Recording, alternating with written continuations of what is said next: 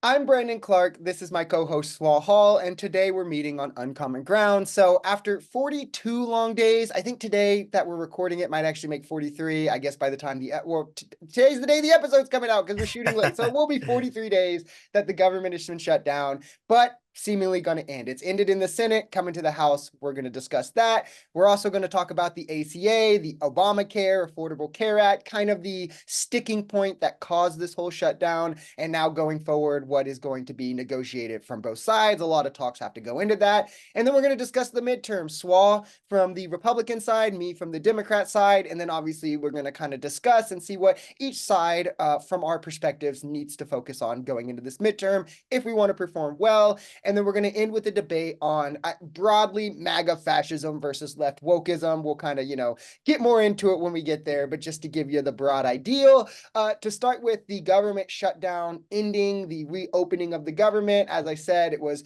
43 days. I guess 40 days was when the Senate started these negotiations. They said, hey, enough was enough, I guess, and 8 moderate Democrats broke rank with the rest of Democrats to open these negotiations on different grounds than what most Democrats were asking for. What they got was federal workers who were laid off. I think it was 4,000. They're all going to be reinstated. There's furloughs for all the federal workers that obviously haven't been getting paid. SNAP is going to be fully funded until September next year. This is regardless of any shutdowns, so like fully funded no matter what. And then the Senate is going to vote on one bill pertaining to the ACA on Democrats' choice. That is just a vote, not guaranteeing it's going to pass. It obviously also doesn't guarantee it even comes to the floor to vote in the House. And that's why a lot of progressives and other Democrats are mad at this. We'll kind of get more into it though, but Swall, I guess, from the conservative side of things, what's your thoughts?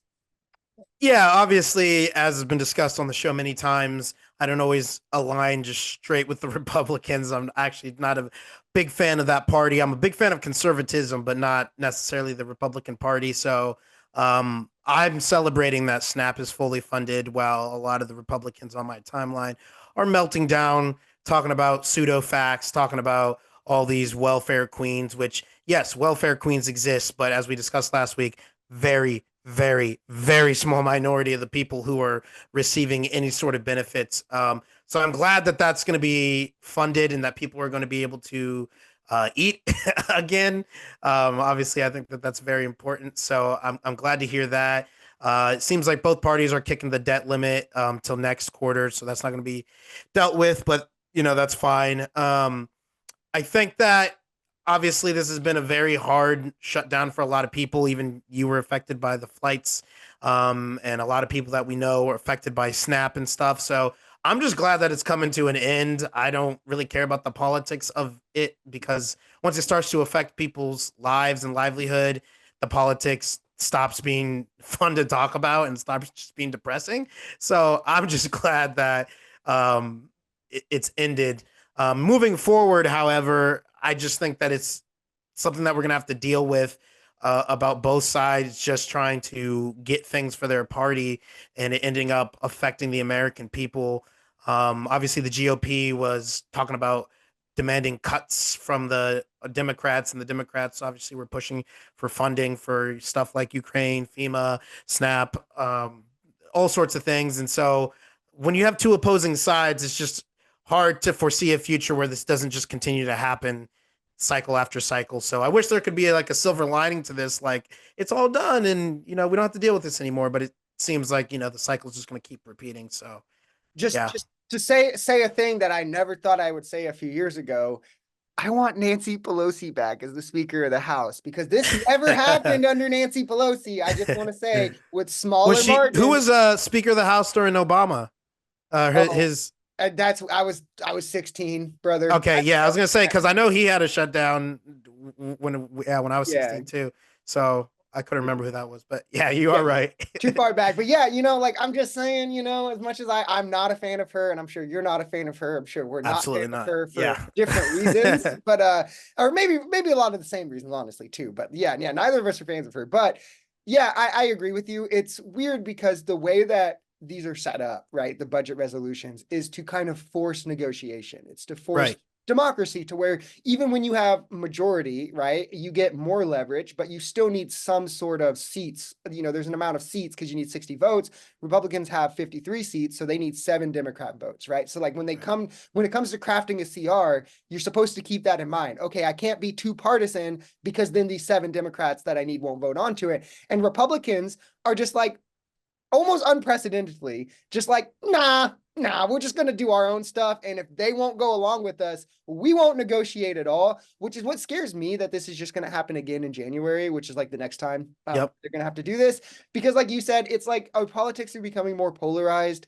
And I don't mean to sound biased, but like the Democrats did keep the government open. So maybe I have some ground to be a little biased here. I just don't know how willing Republicans are to participate in democracy anymore, to where they seem like, oh, we have a 3-seat majority, we won this election, we no longer have to compromise. And that's just, our government won't work like that.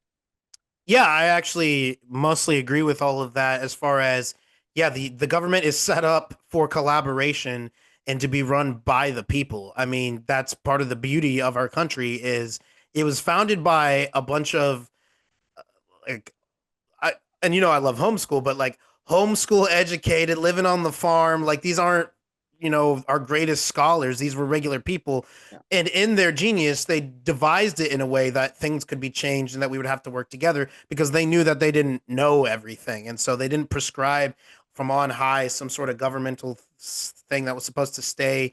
It's supposed to move and change, and we're supposed to work together to face the problems of our time. Because obviously they weren't going to have the foreknowledge of what was going to be happening in 2025 and AI and artificial wombs and IVF and all these other problems and things that come up in society. Obviously, most of those things aren't what's being discussed in these specific meetings, but just as an example of the type of stuff that we need to discuss. So yeah, we're going to have to, be willing to compromise. That's why when Trump was running or the last election or whatever, I was so pro Nikki Haley rather than Trump because, when she would talk about abortion, she would be like, of course I want no abortions. Duh. But like most Americans, including Democrats, liberals, leftists, whatever you want to call them, are like, yeah, once it's got a brain and a heartbeat, probably shouldn't kill it. And so like, can't we at least, come up with a compromise? We want no abortions. They want all abortions. Let's meet in the middle with like halfway through the pregnancy. Boom. That's a deal. Obviously, neither side is going to be completely satisfied with that, but it's better than repealing and putting it back in and repealing and putting it back in and just we can't live your like zip that. code determining your zip yeah, code. yeah, Right? exactly. And so yeah, we got to work together, and it's a moral duty, I would say, for our politicians as they are the stewards of our votes and of the people.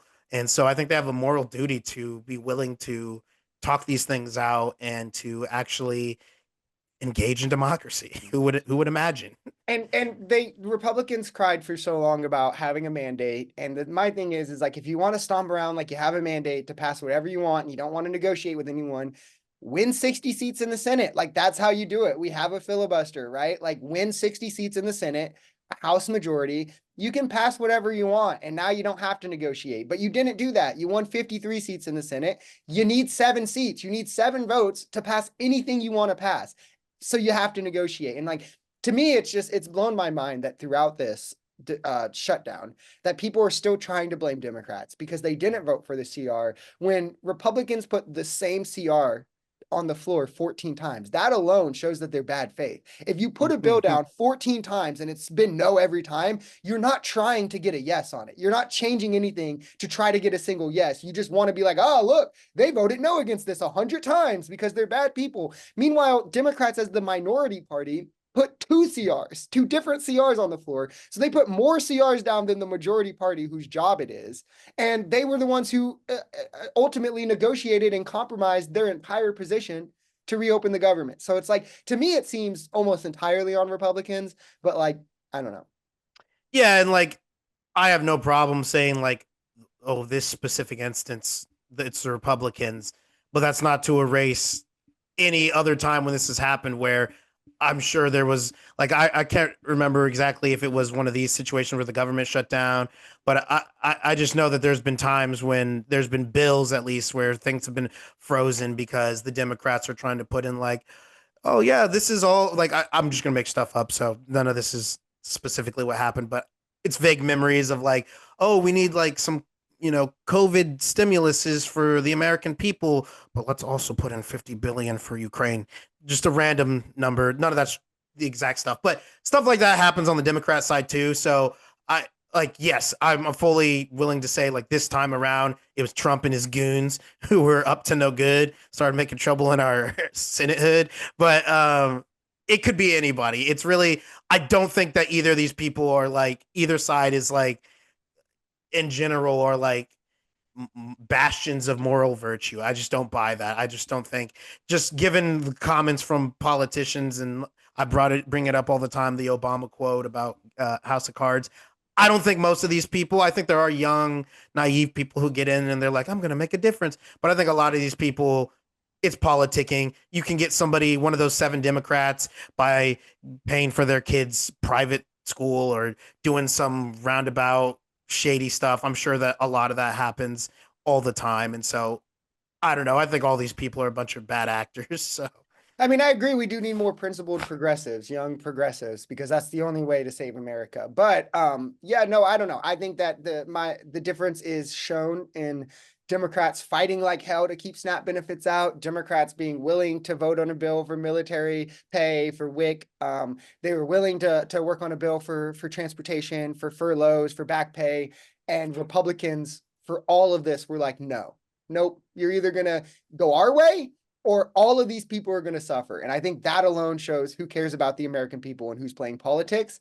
But did you have anything else you want to add on that before we hopped over to the ACA? no, I mean, I completely, like I said, I completely agree that they're playing politics. That's my big critique. I'm just saying it's not as if the other side is immune just because in this one instance, they're not playing politics.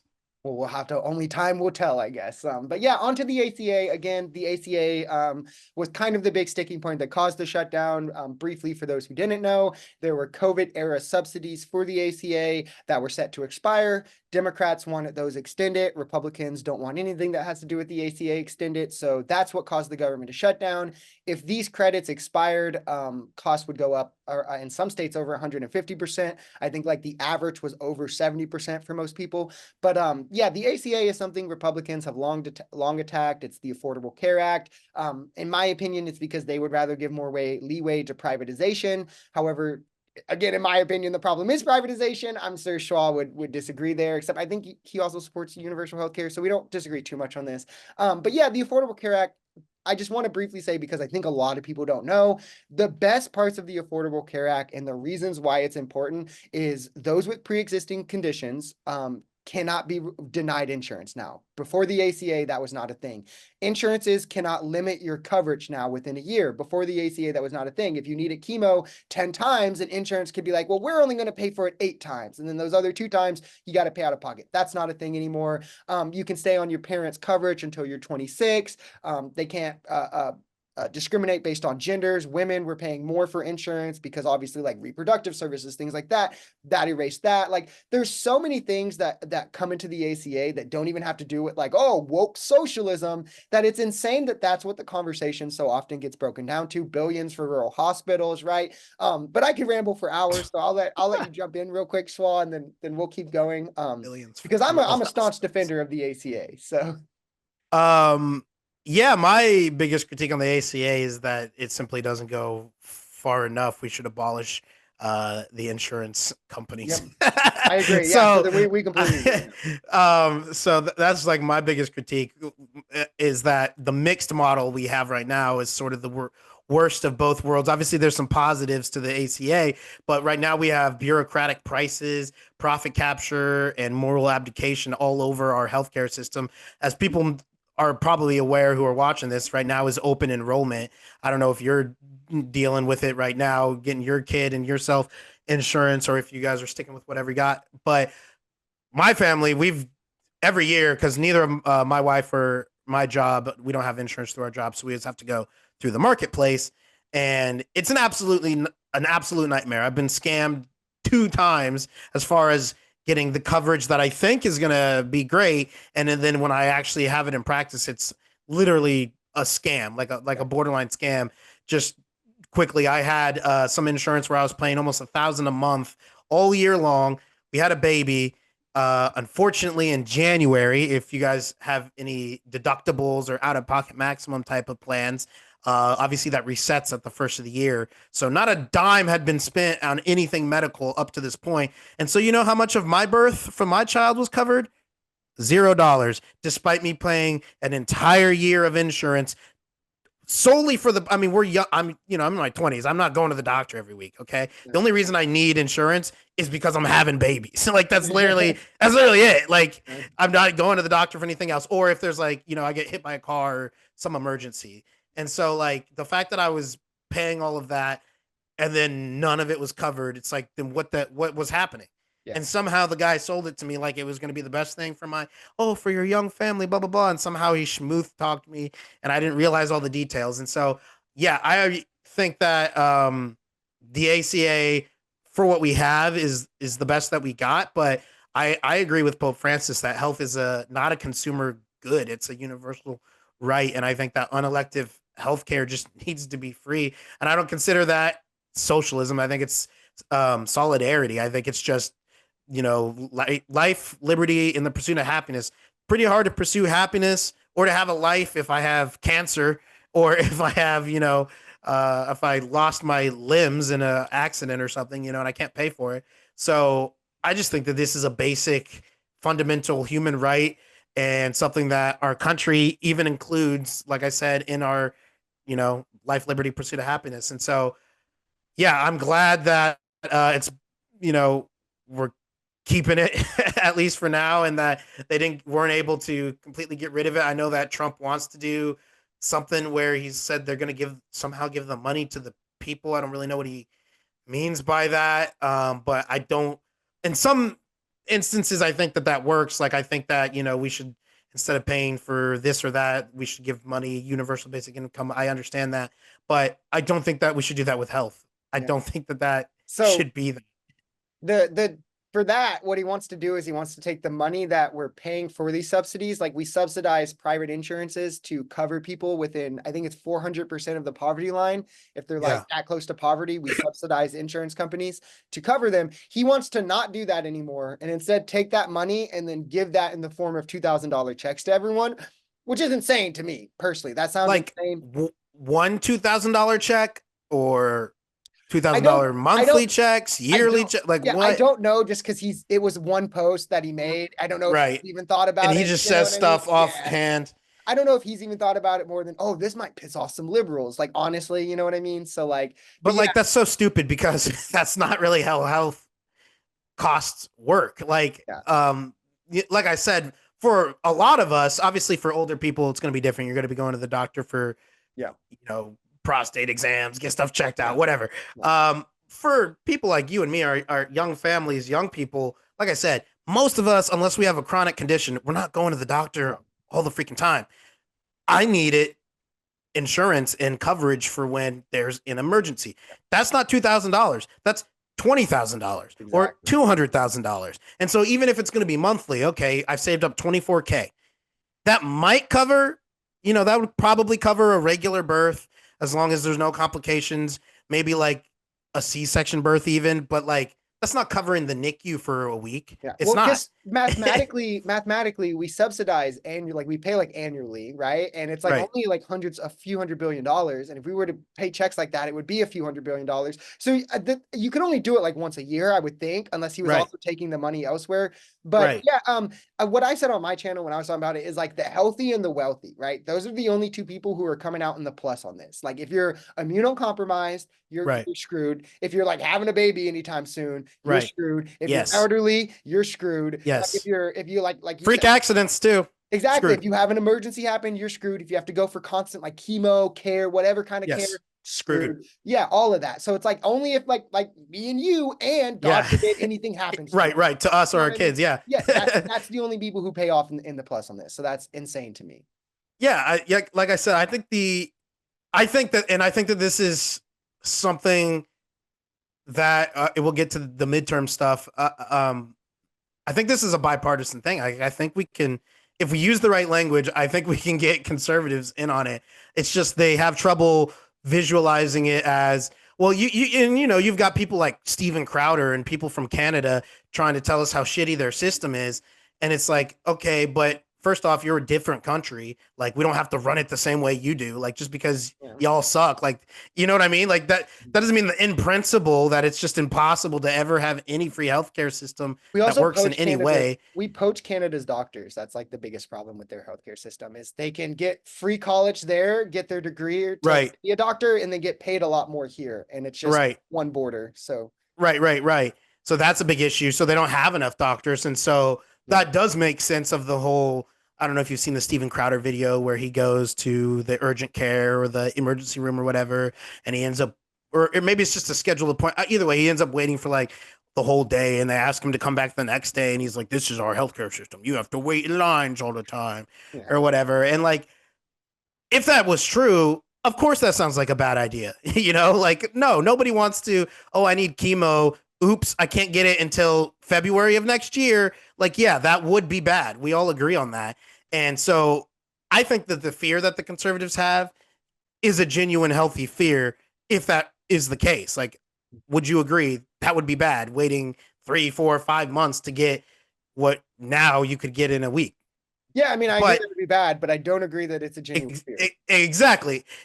When I say genuine fear, I mean, it's something that none of us should want. Not that it's a justified fear, more like it is something we should be not wanting. I haven't seen the Steven Crowder video, but I did. Yeah. I went actually through it. Like when I first started my channel, I used to debunk PragerU videos. That was like the first series. They used to talk about this a lot. So I felt like a lot of like straight on this. And if you look at like Canada's like wait times for like emergency care, it's equal to us. If you look at like triage times, the wait times for triage, it's comparable to us. Like, so in terms of like things that you actually need, like unelective services, it's the same. It's these kind of like elective things where the wait time can be longer. And a lot of that is because, again, we poach their doctors. They don't have as many as us because you can get and paid. I don't remember what your stance is on the elective stuff, but my view on that is that shouldn't be covered. And I don't know if we should, like, I wouldn't be opposed. Like, I wouldn't like, not that I get to sign the bills or anything, but it wouldn't like get me to not sign on to it or whatever. But like a perfect scenario, I don't think I would advocate for that. However, I don't necessarily know what my alternative would be. I don't know if you'd have like some sort of side insurance that's just for elective care or whatever. But when I say elective, I'm talking about a boob job. That's a medical procedure, but like you don't need that. Now, a breast reduction, that could be unelective because of like back pain and stuff like that. But like, oh, I just want to look hotter.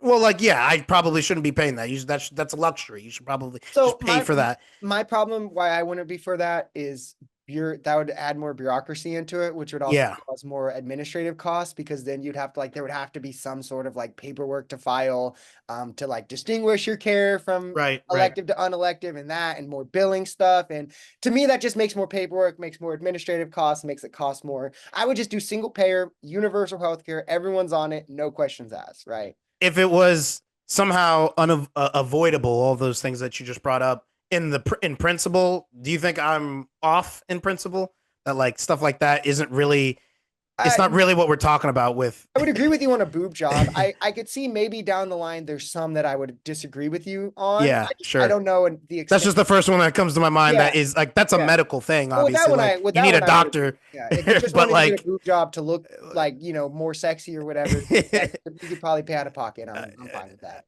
Yeah. Okay. Cool. But so on to the midterms. I feel like I've been railroading these last couple ones. So Swal, let us know what you think Republicans need to focus on coming into these 2026 midterms. Sure. So I did like actual like policy type of things that we need to talk about, but then more of like an overarching sort of I don't know, ideology, but you'll see. So I think that as far as issues, we need to focus on, as Republicans, as conservatives, economic competency. Okay. So not tariffing everyone to Timbuktu. We need to deal with inflation. We need to deal with the housing situation. Interest rates right now are quite high. But at the same time, it is a little bit of a buyer's market just because houses are sitting for a long time. Um, but houses are also sitting for a long time because interest rates are so high. So it's like it's not really a buyer or a seller's market because people can't sell their houses. So the buyers have more leverage. So that's great. But like I said, rates are so high that they don't want to buy houses. That's why they're not selling them. So we need to deal with that. We need to deal with BlackRock coming in and buying up everybody's neighborhoods, energy, and then cultural sanity. So we need to talk about parental rights and really iron out this stuff with the schools, school choice, all that jazz. We need to deal with gender ideology, policy, figure out how we're going to approach that. With the border and crime stuff, we need to refocus ourselves on humanity and justice. I don't have a problem in principle with deporting people who broke the law and are illegal, or if they're illegal and came here and then broke other laws like doing crimes and stuff. I don't have a problem in principle, but I do have a problem in principle with busting down people's doors, throwing bags over their heads while they're in their underwear and throwing them in a van. I do have problems with that. So we need to have people who are going to speak out against the treatment that ICE is doing right now and say like we can have justice and what's Trump's phrase, something in order, law and order. We need law and order. Like you can be pro law and order but not be like, again, pro like dehumanizing people. As a And 34 then count felon, by the way. right. And we need to deal with tech and censorship. Talking about free speech, it's not as much of an issue right now as I think AI is, to be honest. Just to sort of deal with people's concerns there, regulations, what's going to be allowed, what's not going to be allowed from these companies. The sooner we get those laws and stuffs on the books, the better. We don't want to be like, obviously there's an element of politics and laws that are always going to be reactive, but you don't want to just like wait until it's all off the rails before we start making any requirements for this technology.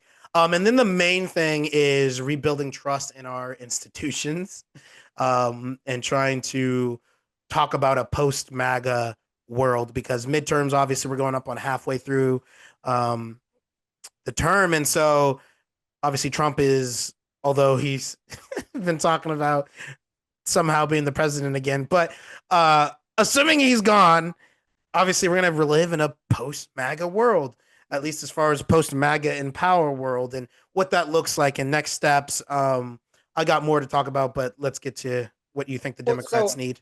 First, I guess I have a follow-up for that. I'm curious. Sure. Because we can stay on this for a second, then I'll Okay. give you mine. What do you think, or how do you think Republicans do that with Trump still, I guess not at the top of the ticket because he's not running, but still as the president?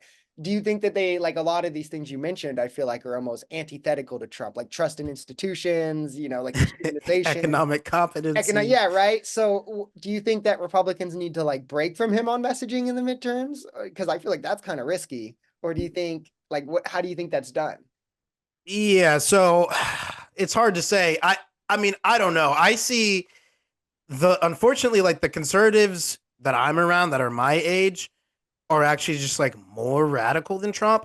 So like to me, it's really like millennials and up who are like MAGAs. There's not really Gen Z, Gen Alpha, especially Gen Z. Obviously, Gen Alpha is a little bit on the young side. They're still in high school and stuff. But Gen Z specifically is like they're not Trump fans. Like they don't like the guy. They're Nick Fuentes, American First, not fans of, like, they like Charlie Kirk in general because he's like not woke madness, but like anti-Israel completely, like anti-Ukraine. Like they don't want to help any. They're very different. And so I don't know that you need to stay with the messaging of Trump to gain support. And that was actually something I was going to touch on, was getting to Gen Z and getting to Gen Alpha, and that's what they need to focus on too. But trying to get them without giving into their extremist tendencies. And so that's going to be a hard line to walk. But yeah, I do think that I think they need to cater to the youth, but try to like Jedi mind trick them a little bit into like So what types of candidates do you think need to run? Do you think it needs to be more of like the Trump-esque, charismatic, personality, maybe even celebrity status type, Republicans, or do you think do you want to see them go back to like the old guard professional, Mitt Romney type, or maybe a new Republic? What do you think needs to kind of Yeah, let me rank them. So I would prefer like a Yang aged, Vivek aged, younger, like cap at like 45, 35 to 45 aged candidates in general who are more aware of what's going on in the younger parts of our country as people start dying off and aging out. Um, Second would be the old guard, Nikki Haley's, Mitt Romney, sensible, uh, reasonable people. Even though I disagree with them on a lot of policies, at least they're willing to play ball, like we mentioned. They understand how the country's supposed to function. And then Trumpers are at the bottom because, like I said, he's on his way out. He's got 2 years left, and then we can all hopefully move on. But I think we need to talk rent, wages, community, groceries, um, family values. These are the things that young conservatives care about. Religion, not like we need to make it a not a theocracy. I'm not saying like that, but like those are the types of things that I think they need to be talking about because that's what they care about. America first. I don't think it's wrong that the young people on the conservative side are like, I just want my neighborhood to be good. I don't care about anything else right now because I'm spending $800 on groceries for me and my wife, and we just got married, and we want to buy a house and have kids and picket fence, and like they want the American dream, and they feel like they're getting screwed, and like they're not getting it. And right now they're scapegoating immigrants and all this other stuff because of the rhetoric that Trump and his cronies and idiots are all pushing when the stats aren't bearing that out. But I think we need somebody who talks about those issues, but talks about the real reasons that those issues are happening. That way they feel seen and they feel heard and they feel like somebody cares about the same things that they do and is America first, but without all the racist boogeyman stuff that just doesn't have anything to do with the real boots on the ground problems, which is stuff like free healthcare, for instance. Obviously would make a big difference. You get to save $800 a month, $700 a month right there if you're not paying for your insurance for your young family. Like a conservative guy should want that. That's the thing. So I think we need somebody who understands what the actual issues are to the young people who will come out and vote if they feel like things are actually going to be done. So yeah. And so for Democrats, a bit different. I think policy is definitely important, and I'll get into that. But I think the biggest thing for Democrats is kind of like aesthetic or like vibe, especially post Biden, is kind of getting that old guy, out of touch stink off of the party. And then messaging, we haven't had a good messenger for a long time. Kamala, not the best messenger. Biden, or actually, I'd reverse how I was going to describe those. Kamala, I would say, was a bad messenger. Biden, I would say, is not the best, especially as he got older. When he was younger, he was better at communicating. So I wouldn't say he's like terrible, but definitely his age got to him and affected his ability to communicate. Hillary Clinton, not a very good communicator, right? I would say like all the way back to like Obama, it's been since we've had like a guy who could really come up and What like, a guy. yeah, you know what I mean? Just like, I don't like Obama, but like, dude, great speaker, right? And we need someone who can message like that. And Gavin Newsom comes to mind now. I think Gavin Newsom misses the mark a little bit with his messaging, but he knows how to get attention. And I think if we had more people who were willing to do that without it, like Democrats do this weird thing where you can tell they like, oh, we have to be edgy and all of this, and they're just trying too hard. Like it comes off as if like Pete Buttigieg grew a beard and went on a flagrant and was cussing, and it's like you're trying, like you're one of Even that Kamala clip that's been going around the last couple of weeks where she was cussing about her, talking about her book yeah, and stuff, and exactly. yeah, And it's like it comes off as corny to me. And if it comes off as corny to me, it's coming off as corny to a bunch of other people. So I think that that's the big thing, is focus on like tighten up the messaging, run younger candidates that resonate with Americans. Graham Plattner comes to mind for like Senate candidates, more people like that.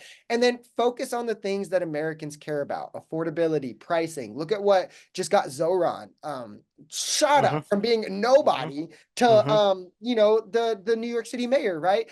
focus on the things that are actually plaguing people's issues rather than just doing Trump bad and we're better, so vote us, because that's just not enough. Yes. You need an actual platform. To me, like that kind of like FDR, worker first type messaging with the civil rights, like all minorities have a place here. That's the constituency that Democrats need to focus on, and not just we'll take the Republicans that don't like Trump and we'll fight for the middle. And I just think that was kind of a weird play for Democrats. Yeah, I would agree. I feel like we have just been talking about the same, not like we on the podcast, but we as American society about like the same crap for, I mean, since 2016, pretty much. Yeah. Oh, Trump is the worst thing that's ever happened. He's going to destroy the country. You got to vote, get out there and vote, or else he's going to kill you and your family. Like that's been pretty much everything. And then same thing from their side, when Trump's not in office and he's trying to get back in. Don't let the Democrats, they want to let all the immigrants in. They're going to destroy your country. They're destroying your neighborhoods. Everyone's just going to destroy each other. And that's the only reason to vote is because forget any platform or any actual policies or changes. It's just, if you don't vote for these people, everyone you love and care about is going to die. Your family will die. Like, that's literally the only thing anybody's been running on for like 10 years. Yeah. It's and I so blame dumb. Trump for that because I mean, he in his primaries was like insulting people in 20. I think that he tapped into something that politicians didn't realize until then. Like, oh, we don't have to be boring and professional. Like we can be like, like mudslingers. Yeah. And it's just like, so I wouldn't say it's all on Trump because like there are people who have like taken it even further, but like, right. Trump was the start. I think he showed people like, oh, politics can be like entertainment. Like this can be like blood sport, and people like that. And it's just been downhill since then. So we're in agreement there. I feel like both sides also want the same things. We obviously just have different journeys of how we want to get there. Like we both want, like affordable housing and affordability and all of this. It's just like, I think that public housing is the way to do that, right? And you think the market is the way to do that. So it's just about finding a place in the middle, in my opinion. Yeah, I almost completely agree with all of that. I think that that's something that the young, energetic, what's another word I'm looking for? Overzealous people who get involved in these types of things, politics, not social work, but like, you know what I mean? Stuff in society and who are interested in these things need to keep in mind. It's something that you probably will disagree, but it's something that I feel like until recently has been more of a struggle with young leftists of just thinking that all of us Republicans or conservatives are just a bunch of evil maniacs. Like my least favorite thing in the world is, oh, you're for abortion because you just want to control women. Clearly, nobody, I don't want to say nobody, obviously there's going to be outliers. Nobody, that's not like the reason why. The reason is we think it's a life. Like, obviously, that's the reason. We all want to protect people. That's the main reason. There are going to be people who obviously are maniacs and are like, I just want to force women. It's fun. Like, but that's not the majority. Most people are just thinking about. I have to interject here. What I will say first. Possibly disagree. I don't necessarily, but a little bit. So what I want to say is for Republicans like you, right, you're consistent, right? So I do think that that's like you believe those things, right? And Republicans like you, I'm sure most like religious conservatives probably actually believe these things. However, there's also the repeal the 19th conservatives who are also like conveniently all pro-life conservatives, but we're not going to feed the kids when they're born. Like, no free school lunches, no post-birth care for the mother, postpartum care. Right. Those people. But that goes back to what you were saying earlier. We all want the same things. That's just the reason that they oppose those things isn't because they're like, we want kids starving and we don't want them to eat. It's because they think stuff like the free market, blah, blah, blah. If we get rid of this, get rid of that, cut this, cut that, then there just is enough resources just naturally in the marketplace for that type of success and growth for families and kids. I just don't see that because, like, for instance, you don't see that they believe that, or you don't see that that's the truth. I don't see that they believe that because, for instance, the child tax credit, we saw it cut child poverty in half. We saw it do that, and then Republicans. You think the Republicans looked at the stats? You think they actually know? Talking about it when it was but I'm not talking about. I don't know about the politician Republican. I'm talking about voters, like people like us. I don't know. Like I said, I think 90% of the people running the country are they're all just evil, Yeah. not evil, nobody's evil. They just make evil choices. Yeah, But I think a lot of Republicans are evil. when I say evil, I just mean clearly like they take care of their kids, but then they hate this guy. Like Yeah. nobody just only does evil actions. But uh, what I mean is, I think all those guys are morally bankrupt. I'm not talking about those people. I'm talking about you, me, our friends, people we see at the grocery store. All those Republicans, not all, most of those Republicans, they do care about a starving kid. They just think, oh, if we didn't pay 23% in taxes, if we didn't have a $1,000 insurance payment, if my mortgage wasn't 32, if groceries weren't this, that, and the other, blah, blah, blah, add it all up. Now there's 4,000 out of my income that's gone every month. They just think if we just got that 4K back, then everybody could just afford to take care of their kids. So they just view it differently. I don't think that they actually are I would agree with that for thinking about kids like for nobody. most Republicans, I agree. But especially when it comes to the ones who also want to repeal the 19th Amendment, when they don't think women should vote and they're pro-life and they don't support the child tax credit or like lunches, I'm not a repeal the 19th Amendment type of guy, but I will say that at least to try to steel man that position, that my understanding is a few things. One, the real argument, at least that I've heard, is one vote per family. I also think that's crazy. I don't agree with this. One vote per household.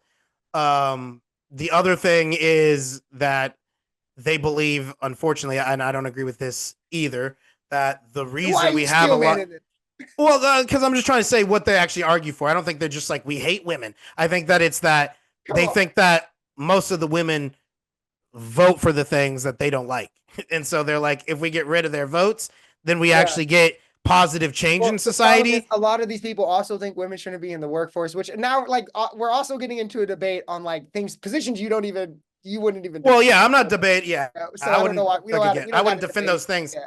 But going back to the actual topic about the midterms for our side, obviously, like I said, catering to those young people, there's a danger there just because of how radical they are. But I think as long as we keep a moral center of like, we're pro-life, we're pro-poor, we stand with truth, we stand with responsibility, both culturally and personal responsibility. As long as we kind of like focus in on like what are our core values as conservatives, hopefully we can like, keep that in. We want culture, craftsmanship, family, faith, affordability, patriotism, stewardship, community. Like these are all things that most people are going to agree with. However, like I said, I think that the current messaging of the party just isn't really touching on any of that at all. Yeah, I see. And just to sum mine up real quick is I just think Democrats have to get back to focusing on their constituency rather than just doing Republicans bad, focus on the working class. That's what got, FDR. That's what's gotten Bill Clinton, so many Democrats before. And then stop throwing minorities under the bus just because Republican attacks on them. Like we don't have to leave trans people behind just because Republicans are spending millions of dollars and they're winning political points. Like you can fight back. I think that those are the constituencies that. What do you mean by do you feel as though they left trans people behind or something?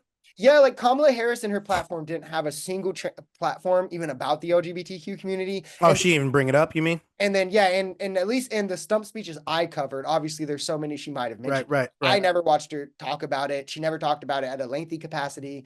And that used to be something that like mattered to Democrats. And I think it feels, especially in the face of Republicans making it so central to their platform and attacking Democrats. For Democrats, notice how I didn't mention that we should bring it up at all. yeah, exactly. And so for me, it's like it almost feels like you're letting those people know we don't have your back. Like, like it's like imagine if you and your friend go out, right? And then somebody's like just roasting you, like, and you just like straight up, and they're just like, and your friend's just like, yeah, I'm not gonna say anything, right. You're gonna feel a bit slighted, like, and I just think Democrats need to keep that in mind going forward. Yeah, I agree that that's a smart move for them.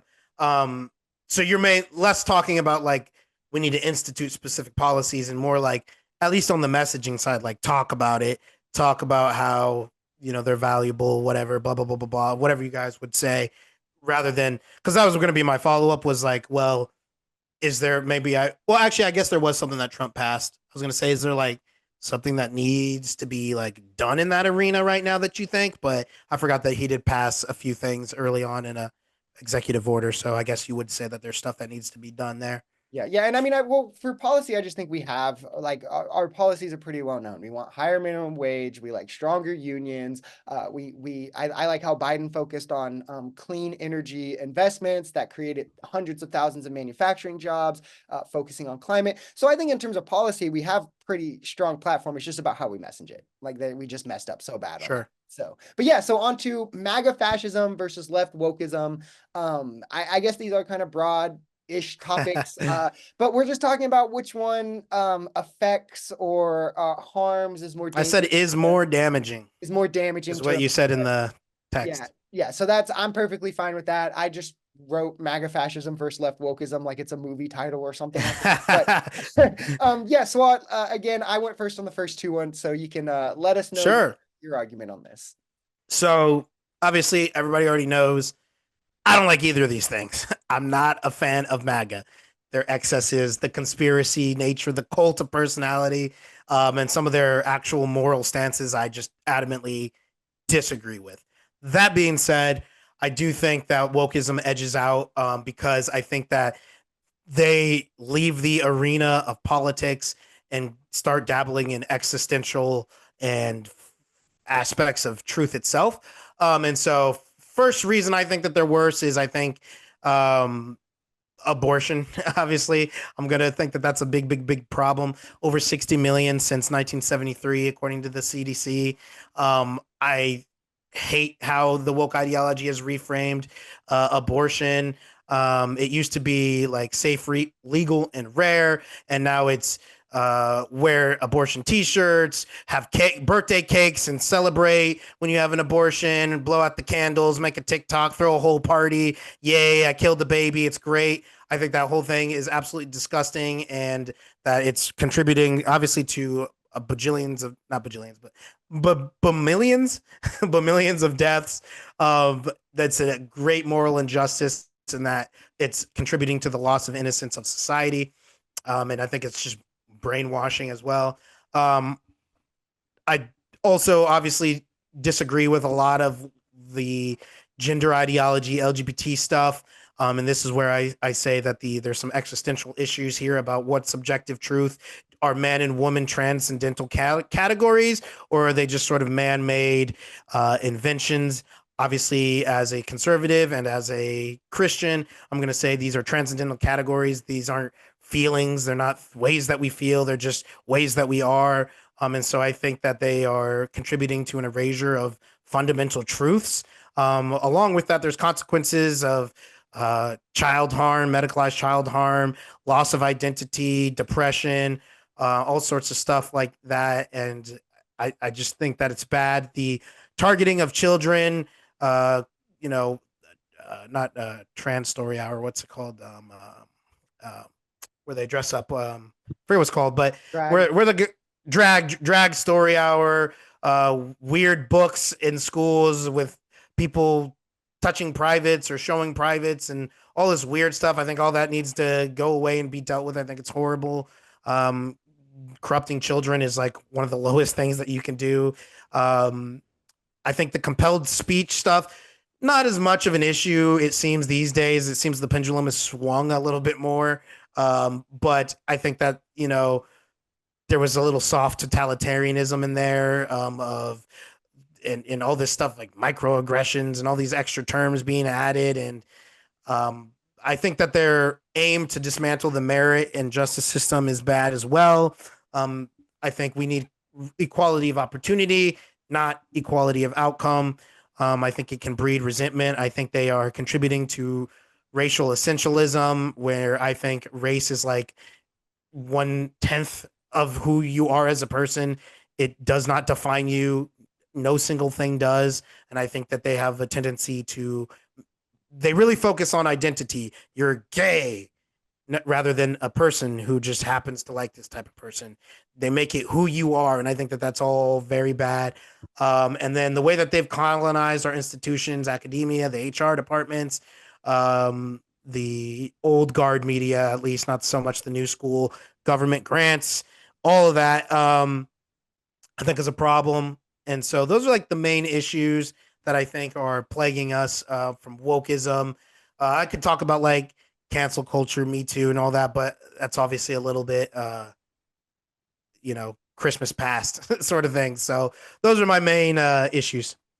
Yeah, I obviously think MAGA fascism is single-handedly the most dangerous, damaging thing in America, especially more so than like wokeism, which like kind of as I thought would get more into like just cultural worries rather than actual realistic damage, which is what we're seeing from MAGA and their fascism. We have multiple constitutional rights being violated. We've seen the First Amendment violated, the Fourth Amendment violated. We've had people held without charge, including citizens. George Redis is a U.S. veteran who was held in ICE detention for 3 days, despite saying he was a veteran and a citizen. We've had people deported without trial. Abrego Garcia, right? We've had people arrested for protesting. Mahmoud Khalil. We have media being sued by Trump to force compliance. Media being banned from the Oval Office for not speaking in ways Trump likes. We have media being forced to sign unprecedented NDAs on non-classified information to where they have to go to Trump first before they can say anything, which allows the White House to control the flow and the narrative of information and facts, which again has never happened before in our history. Whistleblowers are an important thing to us. They can let us know that corruption and these kinds of things are happening, things that these people in power might not want to get out. Trump is prohibiting that from happening. And then you can just go on to like, again, real damages happening in the street. The National Guard and ICE are walking American streets right now. We had, I think it was the Marines mobilized in LA. We've had tear gas shot at civilians. We've had flashbangs at civilians. We have Black Hawk helicopters in Chicago. Children have been zip tied. The elderly have been zip tied. We had ICE pointing a gun at an Asian American Congress member. We had ICE pointing a gun at a protester and saying, bang, bang, you're dead, liberal. We have ICE slamming the window out of a car and pulling 2 women out in an elementary school pickup line. We have an ICE agent slamming a woman to the ground at an immigration hearing, right? Melissa Hortman, more, we have, I guess, first January 6th, we have Trump, who instituted January 6th, had hundreds of people storm the Capitol, beat cops, some who later died. He then came back to power, pardoned all of those people, pardoned all the people in his inner circle that helped him orchestrate that. And he has furthered the divide in our country with political violence, sending his like goons and dogs at Democrats to the point that Melissa Hortman, a Democratic Congress member, and her husband were killed by a deranged Trump supporter with a hit list of Democrats, right? These, again, are all real effects, real damages happening from Trump, from MAGA, because of their fascism and their beliefs, which I think are far more damaging than like cultural worries. But yeah, just to kind of get into some of the things you said, right? You said men and women are transcendental categories. Could you demonstrate that in any way, shape, or form? Yeah, penis, vagina. What is, do you know what transcendental means? Transcendental, yeah, like it exists outside of all human conceptions. Like it's got nothing to do with us. Right. Just so then exists. how does the label, the social category, not the label, the label never, women, the label never matters. It's only right. What the label is addressing. And that's what the label exists. The label isn't addressing penis and vagina. I mean, the definition of man isn't penis, and the definition of woman. I mean, yeah, obviously I was being a bit glib. What is the definition of man? What's the definition of man? Obviously, I was being a bit glib when I said penis and vagina. What's the definition of man? The definition of man? I mean, like in the dictionary, or what would you define it as? I would define it as the male, all male. Well, I guess man would be human specific, so we'll stick with humans. But I would say a male. What are we called? A homo sapien. There we go. I was gonna say hominid. A male homo sapien. That would be a standard definition I would use. Okay, so none of these things are transcendental, first off. Second, that's just not even the definition of man, so you're just changing the definition to your... Well, you just asked for my definition. I said I'll Google whatever Google says if you want that one. Which is, mean, it's just like, that has no pertinence to anything that we're talking about. I mean, it does. That's all. That's literally, in my opinion, I'll say my Nor opinion. Is none of that transcendental. I just want to be clear. Like, transcendental are things that exist outside of ourselves. All of these are labels we've created. Yeah, again, I don't care about the label. You can call it beatbop. Transcendental categories. You can call it a beatbop. Transcendental categories. Did we create males? Did we create males? We create. Wait, hold on. Men and women are not. Did we create males? Are men males? Yes. Did we create males? Wait. Hold on. All males are men. Yes. Okay, so then a dog.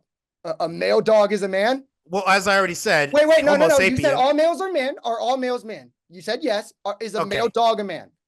No, but So then they're not the same thing, right? all So then men male are not humans, humans, So then we can't all say male that. human. So I then looked we it up, can't by the say way. men or males. I looked it up, by the way. then The we can't say definition men or is male. Wait, well, no, because the definition on Google is an adult male human. So I was right. I gave it exactly. But all males are not men. I gave it exactly. You They're disagree all with the males- dictionary? All males are not I didn't men. realize you wrote the dictionary. All Man, males that's are crazy, not men, dude. though, right? You understand that, right? So we're All adult male human beings are men. okay, so male human beings. So then men is a Yes. social category No. that we created for male humans. All males aren't No. men.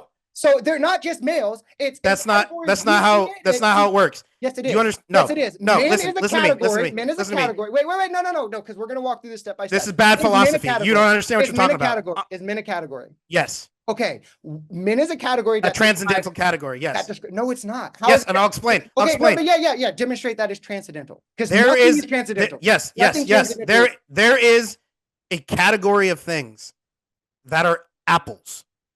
We know they have It's pores. not transcendental. It's not No, you're not- transcendental. Apples Yes, are there not is.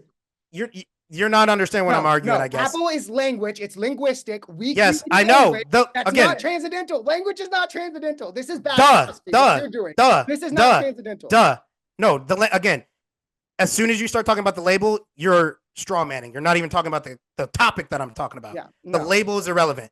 The thing that the label applies to is a thing. You agree. There is a thing that we call Apple, correct? You wait, hold on, prove it. Oh, I didn't ask to prove. I asked if you agreed. Welcome to hard solicism. You can't I- prove that there's a thing. Prove it. Prove That- there is a thing. And that Okay. prove it. That's You can't. You actually right. Okay. Well, then you have no right to can't argue. demonstrate You that can't use anything is logic. You transcendental. can't use reason. Logic's You not can't. transcendental either. Logic No, is a you. language Yeah, you we can't use any. created. You can't even have a Logic conversation. is a language we No. created to interact Yes, with the world. you just spiraled into such a level of what's It's the word called I'm hard looking for? solipsism. No, yes. And it's skepticism. Where you it's can't even get out of called bed. You can't get out of bed. You can't get out of No, bed. 'cause we I'm a brain in a vat. I'm a brain in a vat. Yeah, Yes, if you're yes, absolutely prove that stupid, we're not. If things are transcendental, I don't need to prove that we're not. It's irrelevant. You could prove that we're not something in a vat if things are transcendental. That's the problem. You can't. No, it's irrelevant. It's not irrelevant. It's Prove irrelevant. anything is transcendental. You can't. You actually can't. So then Yes, can't I say can, that because men we is a couldn't- transcendental category. Men is not a transcendental category. It's a part of language. You couldn't that we have a created. conversation. You Who can't have a created conversation. language? Does You language cannot have a exist- But does language exist outside of humans? Or outside Nobody made that argument, so it's Okay, irrelevant. so this it's a is non linguistic. sequitur. It's That's a not fact. That's a transcendental. fallacy. This is a fallacy. as a Everything you've category- said for the last 5 minutes has been a fallacy. Every No, single it's word. not. It's not. Every single I'm word. Sorry, but Yeah, men it's is a straw man category. fallacy. Men is a straw man category, right? fallacy. Men is a category, right? Men is a category, right? Yes. Then it's not transcendental. Thank you. No. Thank you. No. Thank you. Listen. Thank you. Anyways, it's not so transcendental. let me explain to all the people who but do- we can move on because I think we're we just can't move on because you're completely straw manning and talking about and attacking an argument No, you that just I didn't can't make. prove that anything transcendental exists. Nobody can. This is do a you question agree- nobody can prove. Do But you agree that apples exist? Do I agree? I think that apples exist subjectively. Do you agree that apples exist? I subjectively think apples exist. So you don't agree that apples exist? Yes or I no? just gave Do you you my agree? answer. Subjectively, So I they think they apples don't exist. Subjective means subject to you. So Yes, they only I think- exist I if don't think branding anything exists. I don't think anything is objective. All right, so you heard it here. Never I don't listen to think anything Brandon. is Never listen to transcendental. Brandon. It's not objective. You can go rape a baby. It's Yeah. not objective. Go fuck him. You can do that. Nothing is objective. No. Okay, yeah, then go kill a Morals baby. are Shoot him with a definitely not gun. objective. No. Yeah, But we okay. can use things. No, we it doesn't can matter. use- No. we can use things. You're to just saying use nobody should and take come you to seriously. an Nothing's objective. empirical- Nope, you lost. You Nothing lost. is objective. Yeah, okay, then Anything yeah, subjective then isn't objective. you're out of the conversation, Okay, and nobody should prove ever take something- you prove seriously. anything is objective. Nobody should ever take you Prove that seriously. something is objective. It's not about proving. It's about Rather than nobody. doing this, prove Nobody anything should is take you objective. seriously if you say my own words that I'm saying Okay, so are should just anybody subjective take- opinion. Should anybody So it's just take subjective anyone- nonsense. Should anyone take anyone serious? I say yes, but you're saying no. So then Your why argument do is you no. say yes? So then there is something objective to you. People can Of be. course there is. Okay, then prove it. Prove that anything is objective. Prove anything right now objective. We don't have enough time for me to prove the existence You just of God couldn't. on a You just podcast. couldn't. You absolutely can. couldn't prove the existence I of can. God. I absolutely can. I can. Wait. Right here then. It's called the Wanna do it reductio next week? absurdum. Hold on, wait. Next week we could do. We've been looking for a debate, our 3-round debates. Wait, are you allowed? Or are you not allowed? I'll get clarification. I Okay, actually if there's you're some, allowed, we'll then talk after stream about that because I got some updates there. But it's reductio absurdum. Do you know? I assume you know what that is, but if not, I know what that is. Okay, so the ridiculousness of the contrary is what proves luck. the existence of Yeah, God. right. Yes. Okay, good luck. Good luck. But I would love for you to run that argument. can I just make my freaking argument about the transcendental categories at least, so I can at least explain what I mean, so we can stop talking about freaking labels? Yeah, go ahead. Okay, so not Brandon, but person X would agree with me that apples exist. Okay, and there is a thing that we have discovered in the world that all has these certain characteristics of what we would call appleness. And that's what we call ontology in philosophy, the essence of what a thing is. There's apples, right? And so what I'm saying is we invented the label of apple, but the fact that there are these things that exist that have these characteristics, we didn't decide that they have those characteristics. That's apart from us. That's the transcendental part. And that's what I'm saying about man. So here, we put the label, we just recognized. Hold on, let me finish my sentence. We recognized and drew the circle, but we just drew the circle. The stuff itself already existed, and that's the transcendental part. What's the necessary condition for the man category? Male and human. Okay, so what's the necessary condition for male? I'm super bad at the chromosomes. What XX? I mean XY. Okay. XY. So then, with what? So okay, can males give birth? No. Okay, then what about the numerous cases of Swyer syndrome of people born XY that have given birth? I would need to look into it to answer that question in detail. I'm asking, well, then what if? Like you always say to me, Swyer syndrome is sure. If that was true, then I would just amend my previous statement and say yes, just not normatively. Okay, so then males can give birth. So, then, but like I said, I didn't say that that was an essential part of the definition. I just said adult, or sorry, I just said male human was. So now we're just talking about extra stuff, but I wouldn't say that that's an essential quality that they don't give birth. Sure. So then what about males who are born XX? Well, then they just would not be males. Why would they be male? If they're born with testicles, they're born entirely they would be male, but they have XX, they're females to use. They would potentially be deformed females, yeah. Deformed. Why? Why would that be a deformity? You said that the only necessary condition would be then XX for females. They have that necessary condition. There's no deformity. Well, they're still females. No, I mean they're still women. So then they're not deformed. That's not what deformed means. You could be a deformed man. Like if I have a mangle, even if you could be not naturally deformed. If I get a mangled arm, you're deformed as a human, though, right? But deformed. Yeah, exactly. You want to be deformed. I don't understand what you're saying. You're deformed. A woman would be anyone with XX. So if they have a penis, that's not a deformity if they're XX. It is a deformity because it's not. Why? They have XX. Because we understand the natural developmental track, of females, and it's not supposed to include having a dick and balls. Right. See, the problem with these kind of definitions is that they exclude far more people, and then I didn't exclude anybody. Who did I exclude? There's only two categories. Everybody's in one of them. Sure. What about people born X, or what about people born XXY? Right? Are we going to have a different category for all of these people? There's 32 different. I mean, we do. Right? Intersex? No, we don't. No, we don't. There's 32 different genetic abnormalities. Are we going to have 32 different ones? How are we going to fill out on an application, right? See, here's the funny thing. Even your language, abnormalities implies a truth at the base of it. There couldn't be abnormalities. What is normal? What does normal mean? Right. Then you need to reject those terms. You should never use them. What does normal mean?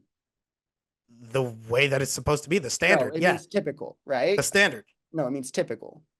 I mean, it means what is normal is typical, right? So if something is, but there is no typical in your view. Everything's subjective. So abnormality is a nonsensical term to you under your paradigm. This is what I'm saying. Your paradigm stops allowing you to use language, communicate with others, get out of bed, because it's all none of it is. There's no truth. Truth doesn't exist. No, truth doesn't exist. Yeah, truth doesn't exist. It's just what best fits reality. There's no reality. Right. It's all subjective. Reality is subjective experience. Right. It's just about using you are philosophically to come stuck in a box of absolute not any more nonsense. than you are, and you just say, Oh, way more than I am, because yeah, I can you have justify divine command theory, right? because I can Yeah. justify truth, No, and you I can can't. justify facts, Yeah. and I can So, justify I asked morality. you to justify one objective thing and you didn't have time, but we've been on for 14 minutes since then. But okay. But guys, let us know in the comments what you guys think of this We didn't even debate. get to Let us most know of who it. you thought won. We're here every Wednesday at 12 p.m. Eastern Standard. Oh, that's great. If you're on Spotify, add us to your playlist. If you're on the website, subscribe. If you're on YouTube, subscribe, like. That way you don't miss a single episode. And until next time, peace. Peace.